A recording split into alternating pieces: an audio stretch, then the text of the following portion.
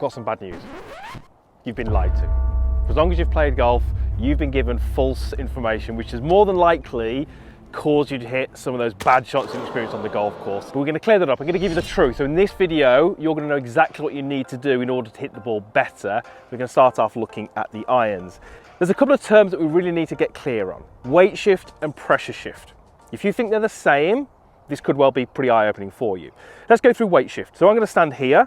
I'm using this alignment stick to reference the center line of my body. So if I stand here, I'm 50-50 in my weight distribution, therefore my average weight is in the middle, okay? So think of my weight as my center of gravity, my center of mass, and we'll say, for argument's sake, it's around about here.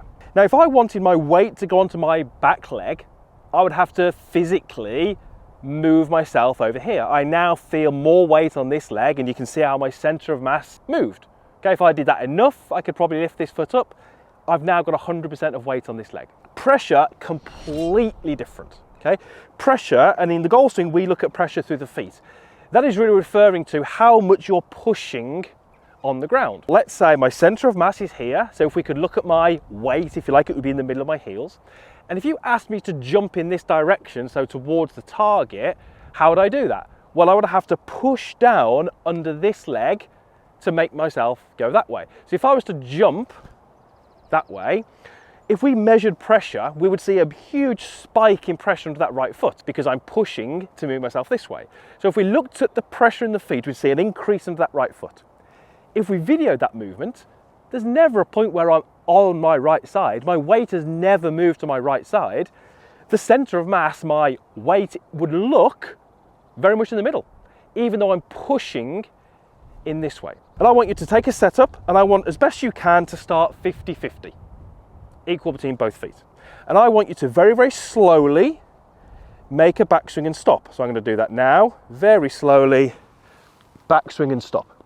Hold it there for a few seconds, and at the top of your backswing, and you can actually drop down into the comments box, pause the video, drop down there, where did you feel your weight? Did you feel more weight on your front leg, your back leg, or still 50-50?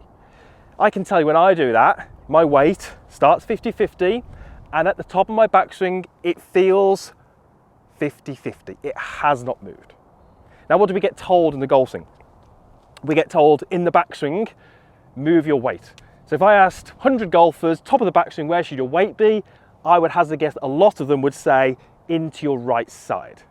So what we do not want to do, and this is so common, is we do not want to make a backswing and stop and search for, well, that doesn't feel like my weight is on that right side. That now feels like my weight is on the right side.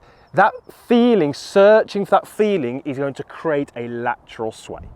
So if you get to the top of your backswing, you feel the weight is on your right leg, you've done it wrong. You've shifted across, you've been searching for that feeling.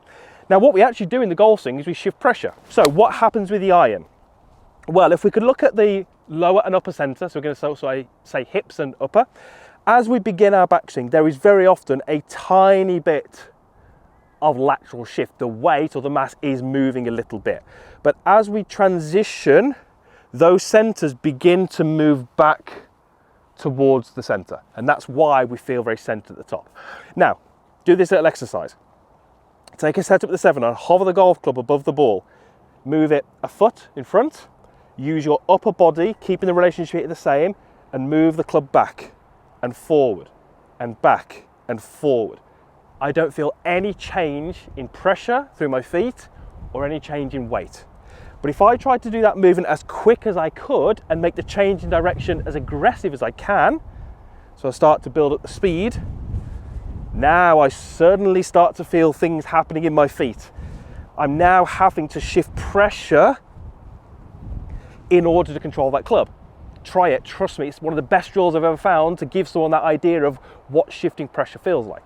So if I do that, and then at some point, I'm going to feel like I stay very centered, but make a backswing, that's perfect. So in that backswing, I would have had pressure shifting to my trail side. I can feel that. But when we look at it from the face on, there's no lateral shift. I'm never shifting onto my right side.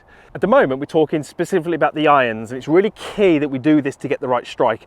Towards the end of the video, we are going to talk about driver, and it is different, quite different. So make sure you stay tuned, because if you do What we're talking about now with the driver, it's not going to give you great results. They are pretty different. So that's exactly how I want you to hit a golf ball for the first time. So you're going to take a setup, you're going to get yourself postured around the ball, lift the club up, start slow, feel nothing, increase the speed. I start to really feel that pressure moving between my feet. Do that enough until I can really get a good sensation of that. Make a backswing and clip the ball away. Right, big stick, driver. So, is the driver same as the irons? No, it's not. There's so many different things that we do. We know setup is different, ball position is different, width of stance is different, and what we do with our weight is also different. So with the driver, we're looking to hit the ball on the way up. Upward attack angle gives us more distance. We're generally, with the driver, looking to create more speed. You know, I don't stand there with my 7-iron trying to hit it as hard as I can, but very often with the driver I do, probably to my detriment, but it's something that we often see.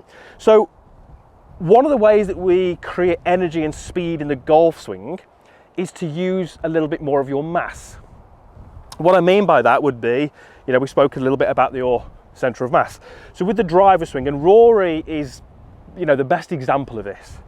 What we would generally see with someone like Rory is that center of mass here will shift off the ball, and it will actually, certainly in the longer drivers, go upwards a little bit. So it shifts off and up, and then we use that to then slam it back down into the ground. So when I hit driver, and when I see great players hit driver, there is not this obsession with perfection, as in head still, hips rotating.